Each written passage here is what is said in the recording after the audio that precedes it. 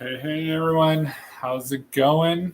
Good to be with you guys again on another Wednesday night here as we get together for another live stream and everything going on. All right, so welcome back.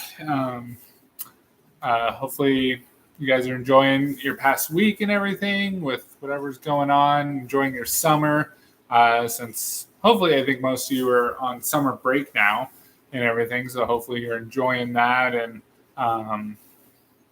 just being able to enjoy that time and everything. And as always, if you want to post kind of who is here, who's out there, it's always nice to hear who's kind of out there watching different things, and also give us like a few minutes to hopefully allow people to join in and everything. So get a little time with that and everything. Okay, so feel free to kind of mention who's all there and everything. Let's see, announcements so far. Just in more general for both groups and stuff. Like as of right now, I don't think we haven't really gotten much of an update on the guidelines. I don't believe. I'm going to check on that as well. I didn't see anything as if they were supposed to kind of readdress the guidelines for churches this week, but I don't believe that's kind of happened yet. I could be wrong and just might have missed it, but I'll double check on that. And so as of right now, we're still doing this online and everything for the time being, but I'll double check in that and see kind of where we're at with all of that. Okay. So no news at this point on that end of things, but I will keep you guys updated.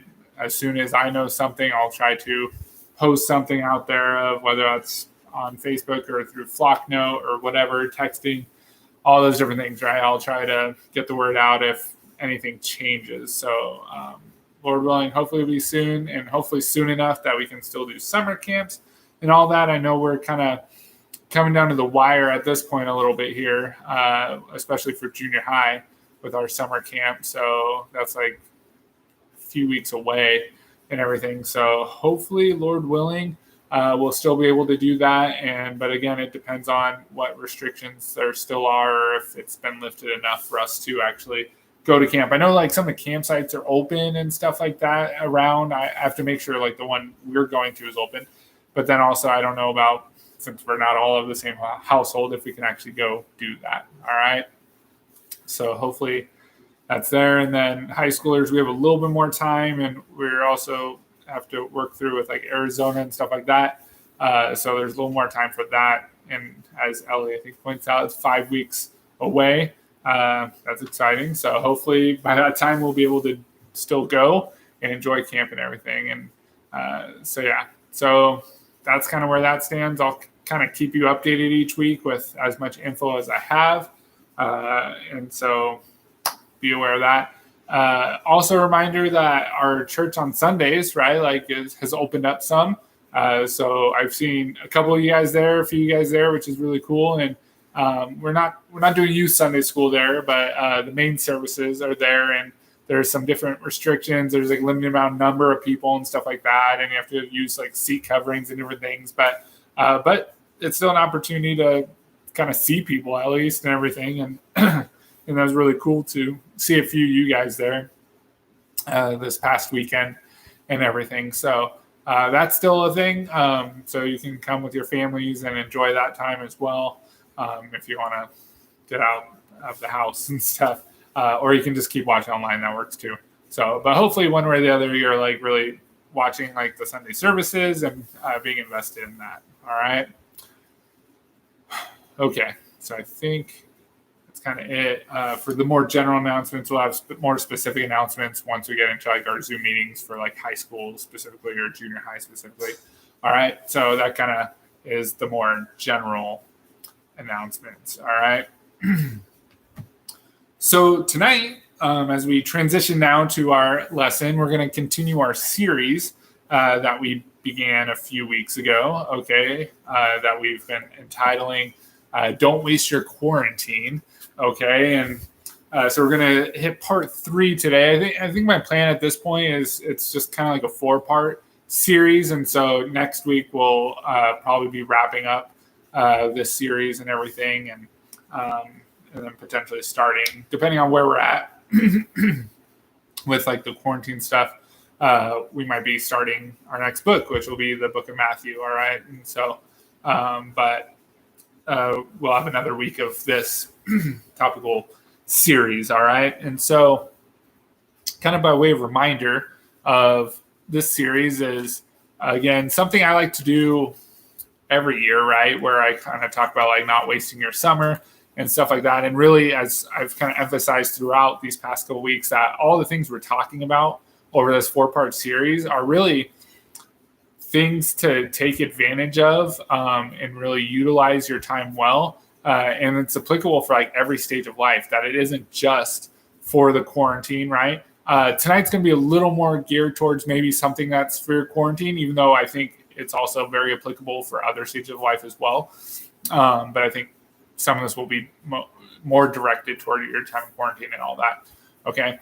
But with all of this, hopefully you're examining and thinking through in your life of just the reality of like, how do I not waste the various stages of life that I'm currently in, right? Like for you high schoolers, or you junior hires, how do you not waste your time in junior high or your time in high school? And that's, again, when we're talking about wasting, it's doing things that are of eternal value, right? Things that are going to matter in eternity, right? Like, and so this isn't like the YOLO mentality of you only live once and I'm going to like go and do a bunch of stupid stuff because I don't want to waste my time here. That's not what we're talking about, right? But rather this idea is more of, how do I do stuff that when I look back at the end of my life and when I stand before the Lord or different things, or I'm in heaven, whatever, that I can look back and think, yes, I made the best use of my time and really sought to use my time for things of eternal significance, right? Things that are going to last, that are going to matter,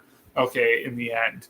Okay, and that's really what this whole series is about, okay? And so that's why we talked about the first week, if just by way of a little review, right? The first week talking about not wasting your quarantine by growing your relationship with Christ, right? That is the ultimate thing. That's like the foundation of all of this and the most important part of this in every stage of your life, hopefully, right? If you are a believer, that's the most important thing, right? Is that you need to grow that relationship with Christ. That should be your focus. That's your main goal in all that you're doing, okay?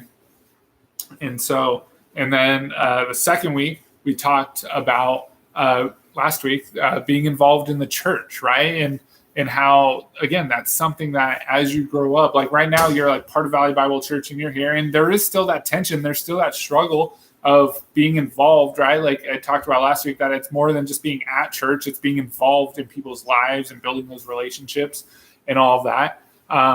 But then as you grow up, as you go off to college or as you become an adult and different things, that maybe if you move away, it's that important thing of being plugged into a church, right? Like God has orchestrated the Christian life not to be lived alone and in isolation, but rather in community, right? It's we're to live amongst other brothers and sisters in Christ and have those relationships, right? And so we saw the value in that as well, okay? And so those two are like just, again, very big, very practical things, right? Of how do you not waste a stage in your life if you're doing those two things, if you're seeking to grow your relationship with Christ, if you're seeking to invest in the church and invest in relationships in the church, right? Like encouraging others and building people up and being built up. If you're doing those things, right? Like your time's not going to be wasted, right? Your time's not going to be wasted. That you're going to look back and think, man, I'm so glad that during my time in high school or my time in junior high,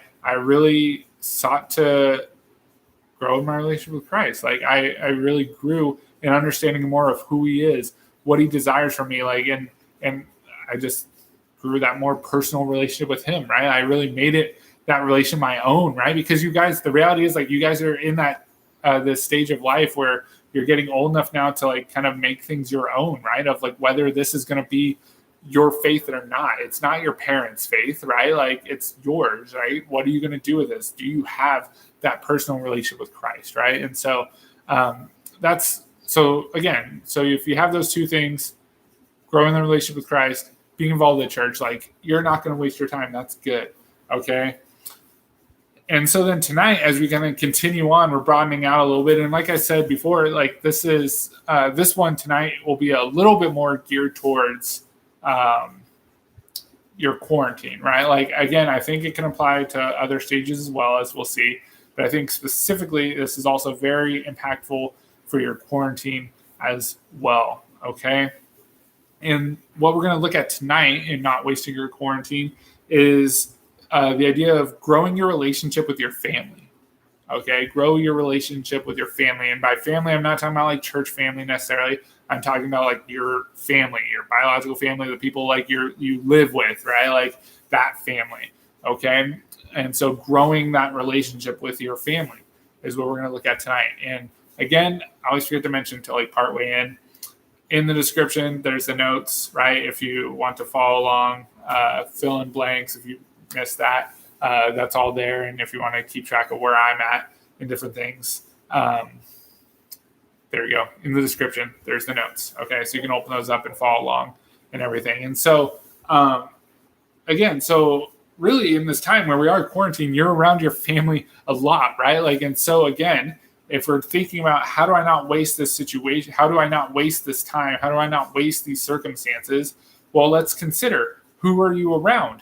Your family, right? So then how do I not waste that time with them, right? And so that's what we're going to look at today is how do you really make the most of your time with your family and not waste it, okay? And so what we're going to look at, like if you have the handout, is we're going to be looking at 5 biblical principles that will help you grow your relationship with your family, okay? 5 biblical principles that will help you grow your relationship with your family.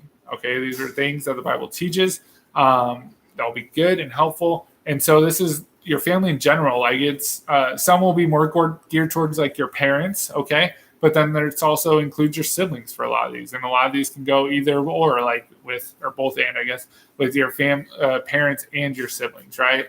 And so whether you're an only child or not or whatever, right? Like all these things can be applicable for you. Okay. And so, but the hope is that through these principles, it will give you some guidance and some encouragement to help grow your relationship with your family.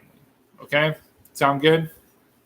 And so hopefully also you have your Bibles out because we're going to be jumping all over the place. Again, last week we kind of camped in a couple verses.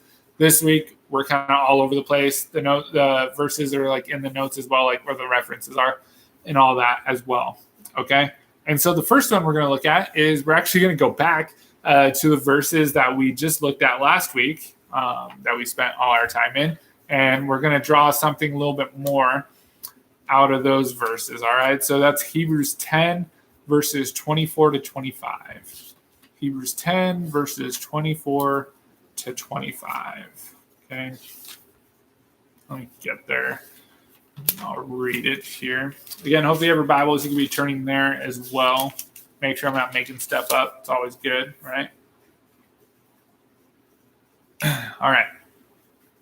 So Hebrews 10, 24 to 25. It says, "And let us consider how to stir up one another to love and good works, not neglecting to meet together, as is the habit of some, but encouraging one another, and all the more as you see the day drawing near." So again, those are the verses we covered last week. But this week I wanted to turn it a little bit, to turn the application, to turn the focus a little bit, because last week we talked about kind of building up others in the church and in that setting. And now I want to talk about that in like the family setting, right? And so your first set of blanks there, if you're following along the notes, is to look to spiritually build up your family. Okay, so the first principle that we're going to look at is you need to look to spiritually build up your family, right? Like, so kind of exactly like we talked about last week of how we build up one another in the church and have those relationships that we can build up, stir one another up to good works, right? Like to grow in our relationship with Christ. That should also be the case with your family. Okay, you should be looking for opportunities to help your family grow, right? Both your parents and your siblings. Okay. And so again, like that this includes your families, right? Like, and so the question is like, how often do you actually build up your family? Like, how have you even thought of that, right? Of what can I do to encourage my family to be more like Christ, right? Have you ever considered that actually? And especially like, I think maybe even like with your parents, right? Like, have you ever had that thought with your parents of like, what can I do to help encourage them to grow in their relationship with Christ, right? And I think, right, like, this is something like maybe you haven't really thought of. And I think in my time in high school, I probably didn't think about this much as well. Like, I think I talked through stuff with like my brother somewhat and like kind of spiritually, and we had that relationship and stuff. But I don't know if I did like a whole lot of trying to encourage like my parents or even really thought to. And because maybe like you're thinking, right, like, well, they're the parents, right? Like they're the older ones. And so they should be like encouraging me and all that because they're the older ones. And so shouldn't that be the case? Like, why do I need to like encourage them? Shouldn't they be encouraging me? And yeah, like hopefully they're encouraging you, right? Hopefully they're desiring to see you grow in Christ and all that as well. Okay. But that doesn't then exclude you from being able to do the same thing, right? Like to be able to encourage them as well.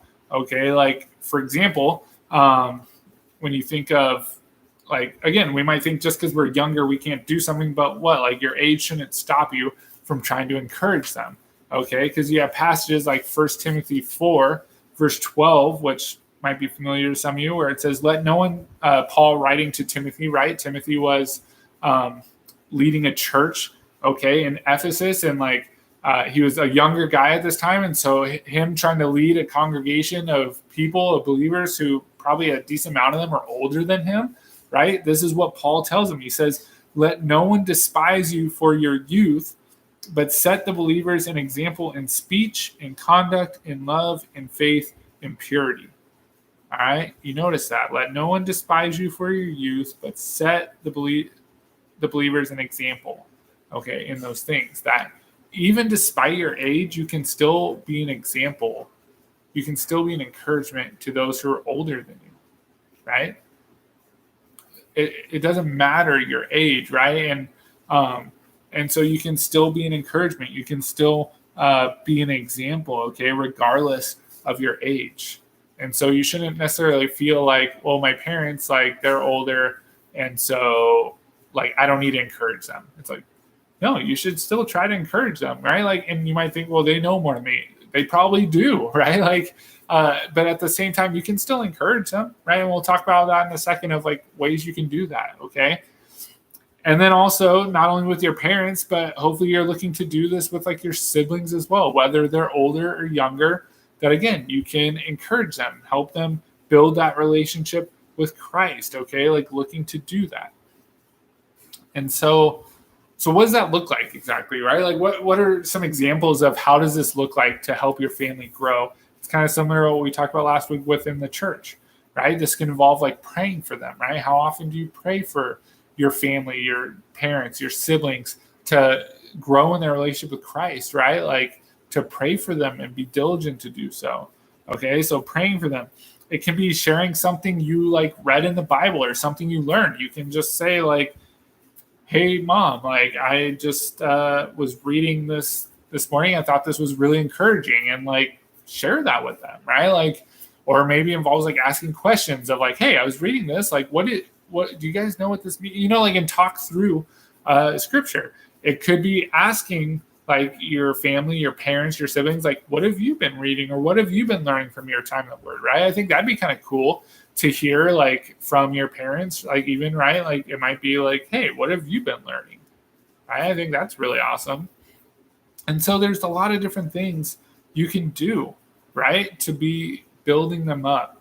And so like, are you doing that? Are you even considering that, right? Like, especially in this quarantine where you're mainly around your family, have you had spiritual conversations with them? Have you had conversations of like, hey, what have you been reading? Like, and trying to like build them up as well as be built up, okay? Like to engage, right? This is the time where it's like, well, we don't really talk about those types of things. Well, then this is the time, right? Like this is the time to do it, right? Where there's no There's not as many distractions out there of just life. Life has slowed down a little bit. And so you have these opportunities to hopefully discuss these things, set aside that time. Okay. So look to encourage your family, look to build them up. Okay. And real quick, before we move on to the next one, I just want to address real quick, because there might be some of you out there that are thinking like, oh, that sounds great, but like, I don't have believers in my family. Maybe your parents aren't believers or your siblings aren't believers. What am I supposed to do with them? How do I build them up? And that's where you look for opportunities for the gospel, right? Like, I mean, that involves still praying for them, right? And all that, but look for opportunities to share the gospel with them, right? To still have those talks maybe about spiritual things. Ask them questions, right? Don't do it like in a rude way or disrespectful way, but I think there's ways you can do it in love, right? We're called to speak the truth in love, okay? And so you look for those opportunities to try to encourage them, pray for them, right? Like, and be an example, right? Like that First Timothy passage is like, set an example, okay? Be an example. Let them know by your words, by your actions, like that you're different, right? And be that example to them, okay? So even if your family's not believers, like it's still an opportunity you have, right? You're around them all the time. Talk with them, engage them in these things, okay? So that's the first principle that we see, right? Is we need to be seeking to build up our family in their relationship with Christ, right? Seek to spiritually build them up, okay?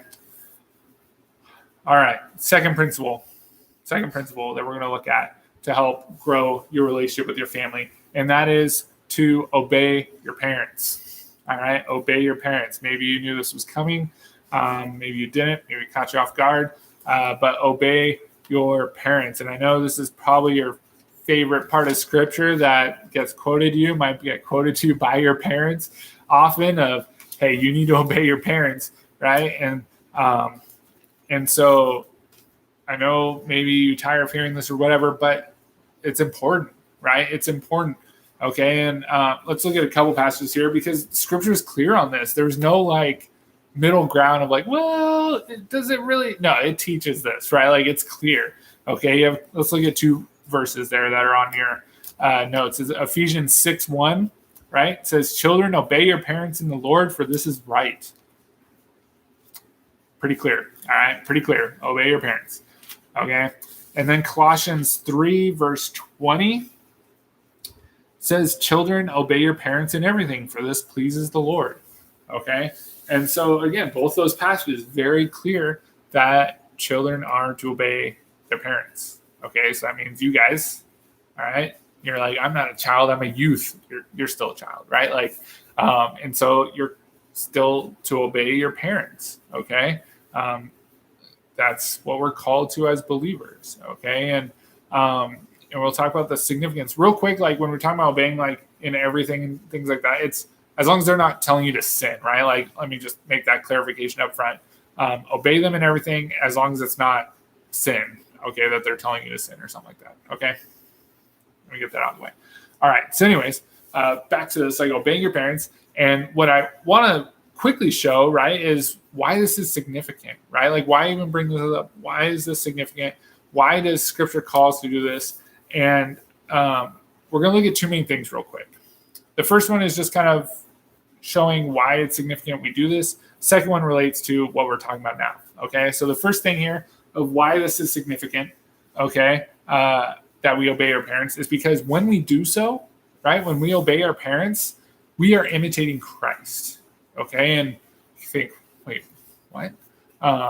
And that's because, right, if you look through Christ's life, what is he always doing? He's obeying his Father, right? Like he always mentions and talks about it. Just read through the Gospels and see how he's like, I obey the Father. I do the Father's will, right? Like I do what he wants me to do, right? Like, and he's perfectly obedient to what his Father would have him to do, okay?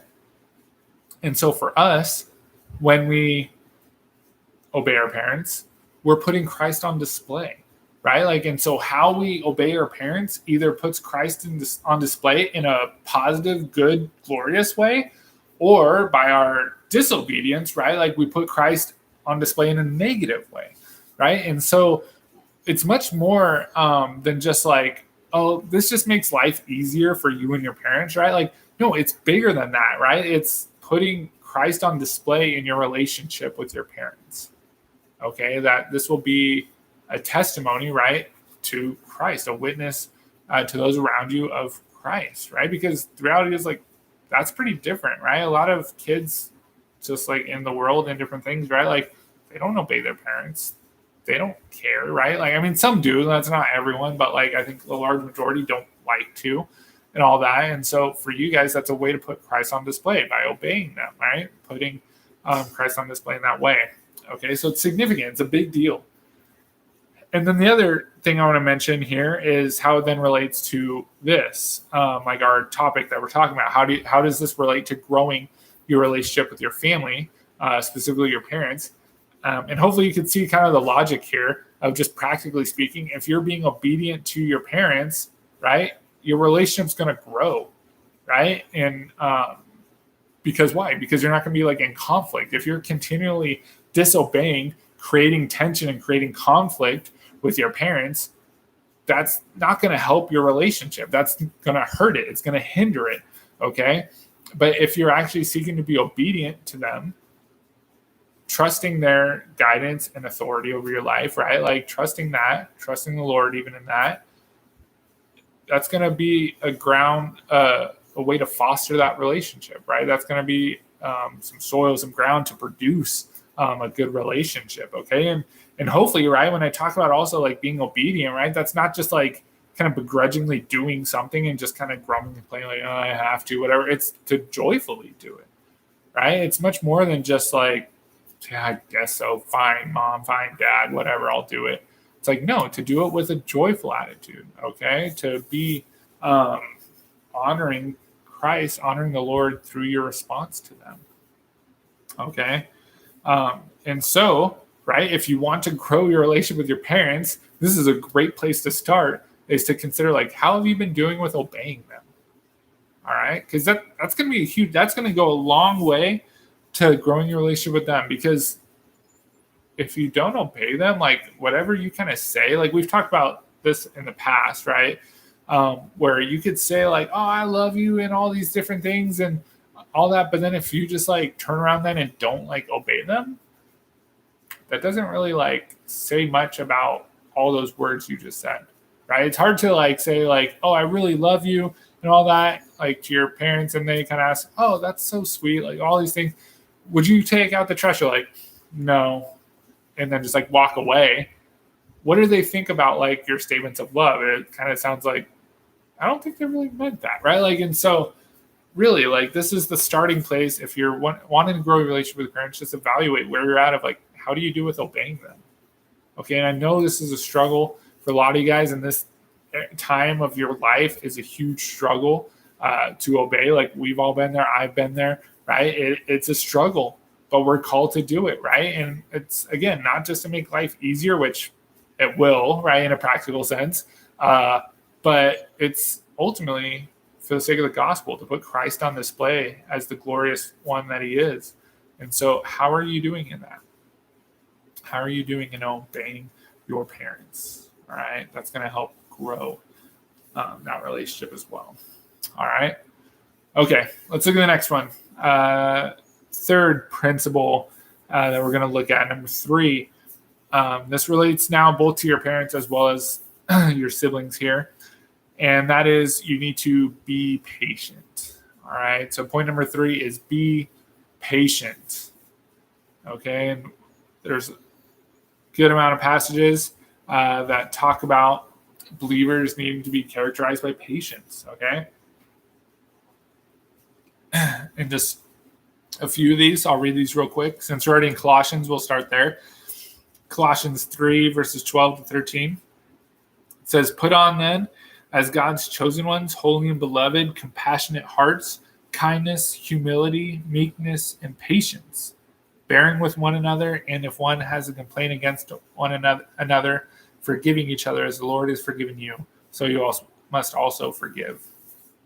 And so notice in there, one of the things we're supposed to put on as believers, right? Like that context of Colossians 3, right before that, Paul talks about like all the sins we're supposed to put off as believers, supposed to get rid of these things like that shouldn't characterize believers. And then he now turns to what should characterize believers. What do we put on? It's like this new garment we're putting on, this new clothing. And one of the things is patience. We're supposed to be patient. Okay. In Ephesians chapter 4, kind of similar thing is here, verses 1 and 2. I, therefore, a prisoner for the Lord, urge you to walk in a manner worthy of the calling to which you have been called, with all humility and gentleness, with patience, bearing with one another with love, right? Like part of how we're supposed to walk, like live as believers, is to be with patience. Okay, and then the last one here, Galatians 5, talking about the fruit of the Spirit, the things that the Holy Spirit produces in the life believers. Notice this, verse 22, but the fruit of the Spirit is love, joy, peace. What is it? Patience. All right, kindness, goodness, faithfulness, and much more. But notice, patience is an outflow of the Spirit's working their life. Okay, and so as believers, we are to be patient people. Okay, and I'm sure you've realized through this time in quarantine that you've probably needed to work on this, right? Because you've been around the same people for an extended amount of time. And I know family, you're around them a lot as it is. And they can kind of get on your nerves and annoy you as it is. But then now you're like stuck with them even more so, even more of the time. And it can be very tempting to get annoyed and frustrated and not be patient with them. Okay. And that's probably especially true, not only parents, but probably siblings as well, right? Like I was the younger sibling in the relationship. I had an older brother, and I know I was very good at being that younger sibling, right? Like I was very good at being that annoying younger sibling. I knew every button to push to just kind of poke and prod and annoy my brother. And so I get it, right? Like siblings do that. And it can be frustrating, but as believers, what? We're supposed to be patient. We're supposed to show grace towards other people. This is what should characterize believers, and this is something we should be growing in. Okay, and this is such a fertile time to be growing in our patience, right? Because again, when you're around people for an extended period of time, it can be rough. And I think this is so good for us because in our society today, right, like we don't often get things that have us grow in our patience, right? Like our society is all about getting everything now. Like I want something now, it's coming, right? Like if I want a meal, there's a drive-through. I can get my food real quick. I don't even have to get out my car. Or there's like the microwave where it's like, I don't want to like spend an hour cooking my meal. I want to cook it in 2 minutes. It's coming, right? Like whatever, 2 days shipping, right? Like who has time to wait a week for something to come when I can get it in 2 days, right? Like we want stuff now, and we get annoyed when things take longer. I've been there, right? Where it's like, this delivery was supposed to come today. Where is it? Right? Like, and all that, right? All those things don't really foster growing in patience, right? It just makes us like impatient and everything. And so this time, where we're kind of stuck with people and all that is really a great opportunity to grow in your patience, right? And even on a side note, not only patience with family, but just patience in general, because this whole process is a process and it's taken a lot longer than we all thought. Like I didn't think we'd still be doing these online things in the middle of June. Okay. And so there's patience in this. So this whole process is a very great opportunity to grow in your patience, but especially with your family, to work on showing grace and patience to your family, even your annoying little sibling or your annoying older sibling, whatever it is, to show patience, right? To be patient with them. And it's an opportunity to grow. So how are you doing with that? How are you doing with being patient with your family? Okay. Because the reality is they're in the same situation as you, right? And you're probably not always the delight that you think you are too. And so they probably need to be working on patience too with you. But focus on yourself of like, hey, how can I grow my patience with them? How can I show them grace in this time? Okay. So that's the third principle. Fourth principle kind of relates to the one we just talked about. But this fourth one is to pursue peace. All right, pursue peace. And so, again, that's going to help you grow your relationship with your family is if you're pursuing peace. And so we have this verse in Romans. For those of you who were around when we just went through Romans, this verse should hopefully sound familiar. It's Romans 12:18, where it says, if possible, so far as it depends on you, live peaceably with all. Okay, notice that. If possible, so far as it depends on you, live peaceably with all. It doesn't say live peaceably with everyone except someone who really annoys you. It's no, live peaceably with all, with everyone.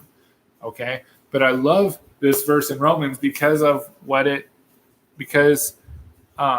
it puts like the pursuing of peace in a more active like sense, right? It puts it in a more active role of like, hey, you need to be pursuing this. Okay, we are to strive for peace in our life, right? And notice this. I love the language here where it says, if possible, as far as it depends on you, right? It's essentially like you need to try your best to pursue peace with people. Okay, that is so huge, right? We should be pursuing peace rather than making conflict. Okay. And when I'm talking about pursuing peace, like with your family, especially, or with people in general, but specifically here with your family, I mean like real, genuine peace. Real, genuine peace. I don't mean just like putting on a fake smile and like, yeah, everything's great. And on the inside, you're like, this is terrible, right? That's not peace. That's not real peace, to just like shove something off to the side, kind of sweep it under the rug, don't really think about it. That's not real peace. Okay. Like, yes, like pursuing peace can involve overlooking minor offenses, right? Like when your sibling does a little something, you can just kind of overlook it and like, I'm going to show grace and not really worry about it. I'm going to forgive them, move on. Okay. But sometimes, right, like things that maybe are more serious, things that maybe do hurt, right? Like maybe a sibling or parent said something that kind of really hurt. Okay. And pursuing peace doesn't necessarily mean like, oh, I'm just going to kind of like bottle it up and not say anything. It's like, no, like you might need to actually address it and talk through it, right? That's part of this pursuing peace, okay? It can be talking through things. And so, but the reality is, right, like whether you're in conflict with your sibling or your parent, what this passage teaches is that it's on you, right, to pursue peace, right? We can often think like, and wait, like, well, if they apologize, I'll like forgive them or something. But if they don't do anything, I'm not going to initiate. They need to come to me, right? Like that's often what we think. But what's this here? It's like, as far as it depends on you, right? You need to do everything you can to pursue peace. But the reality is sometimes we might try our best and someone might not respond in the way we would hope, right? That they might not want to show grace. They might not want to pursue that peace either.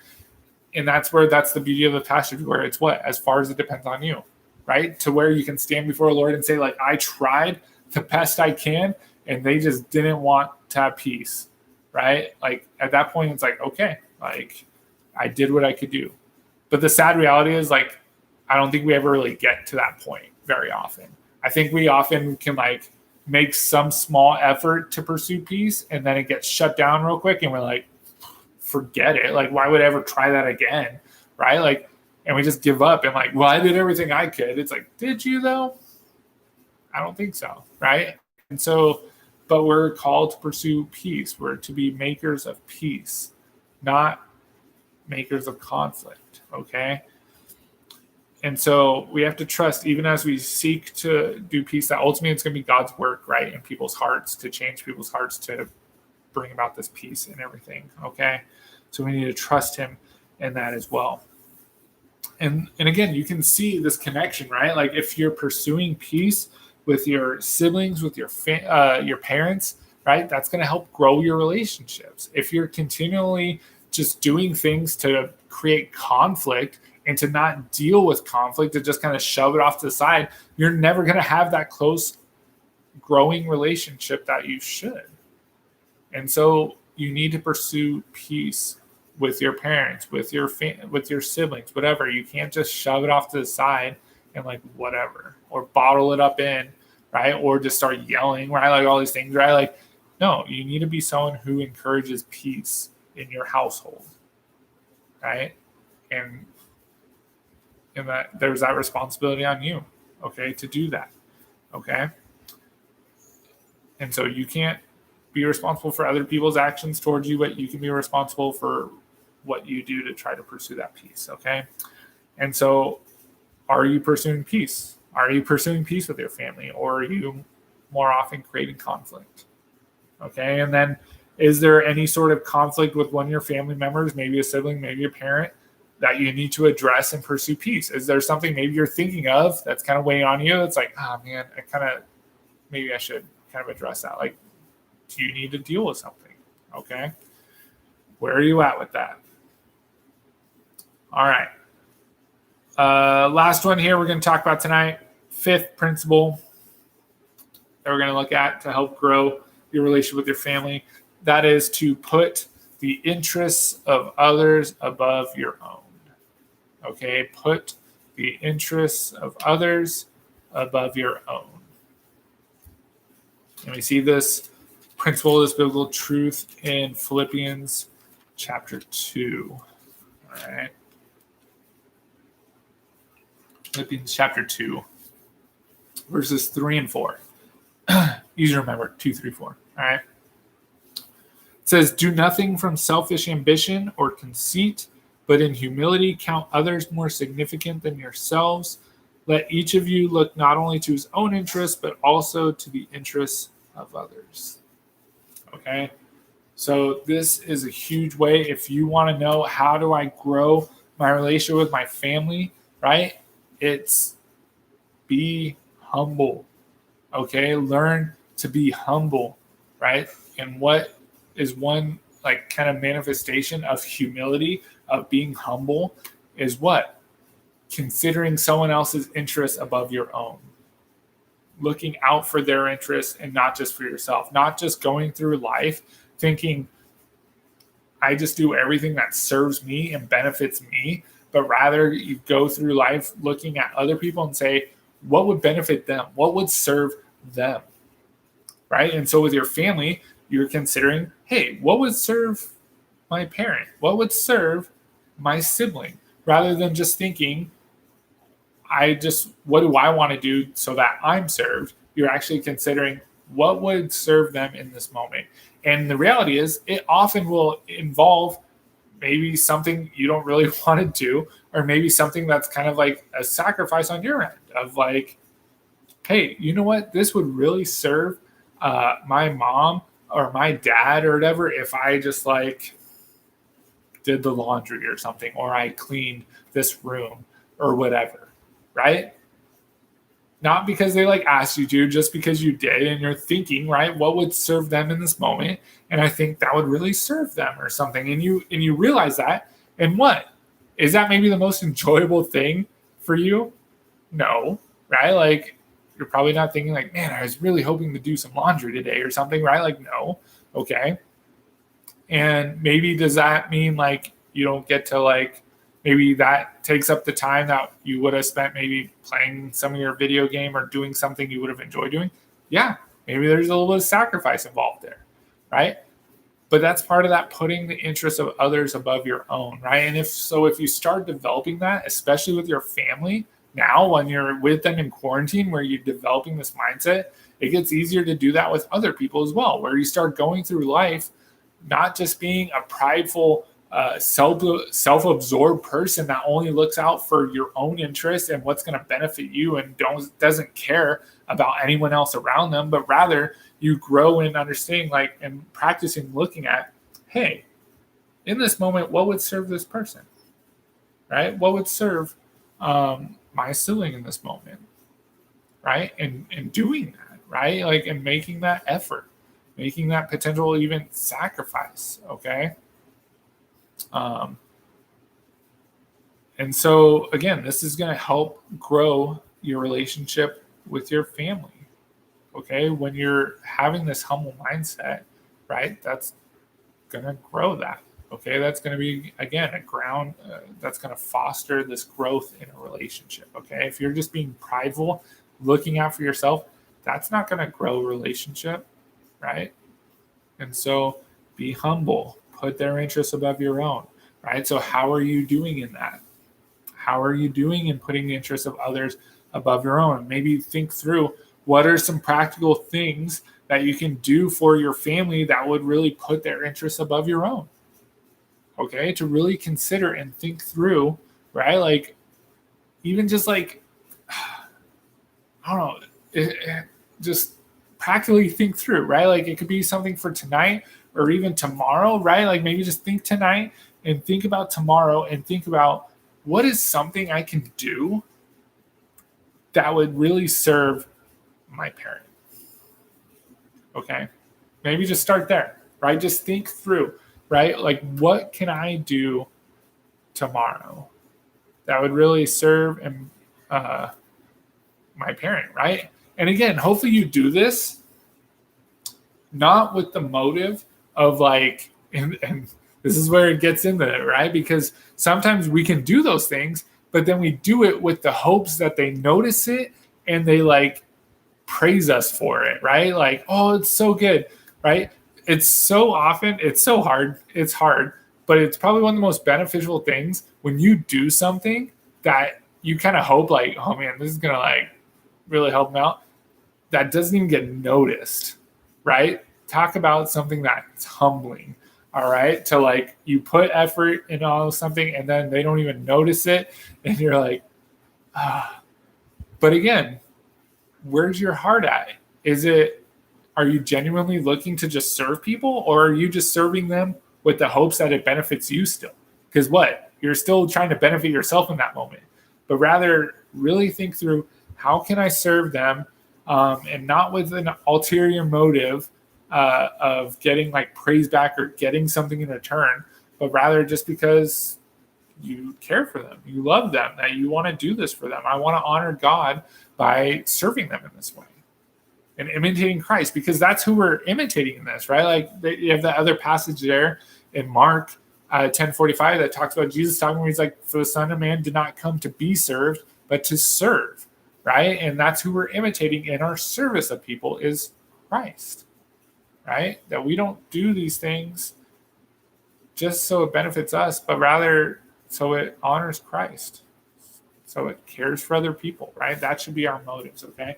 So if we are putting these 5 principles really into practice, if you're doing these things, right, that's going to grow your relationship with your family. And hopefully in your quarantine where you're stuck around your family, these are the main people you interact with, consider this. How can I grow my relationship with my family? How can I use this unique time where we're all stuck together to actually grow our family, to grow this relationship, right? To, again, look back at the end of this and think, man, that quarantine was really good because in that moment, I really got to know my parents better, or I got to have a better relationship with my siblings, right? Like, whatever the case, right? Like, you hopefully you don't look back and just like, wow, that was a long time I spent with my family.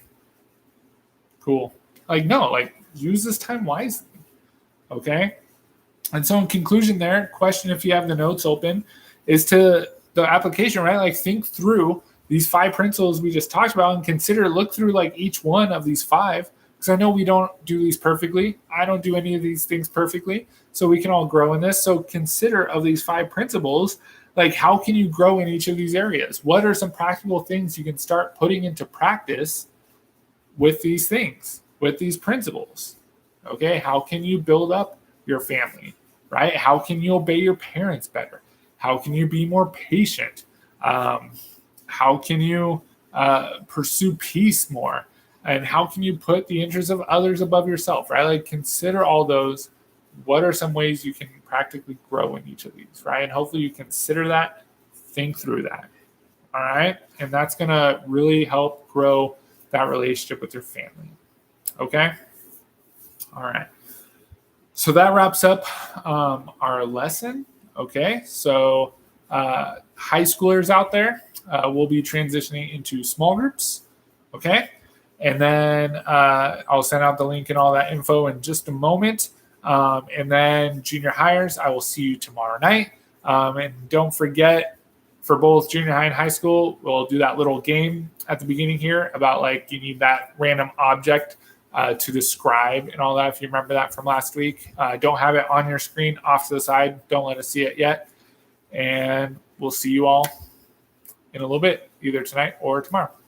All right. See you guys.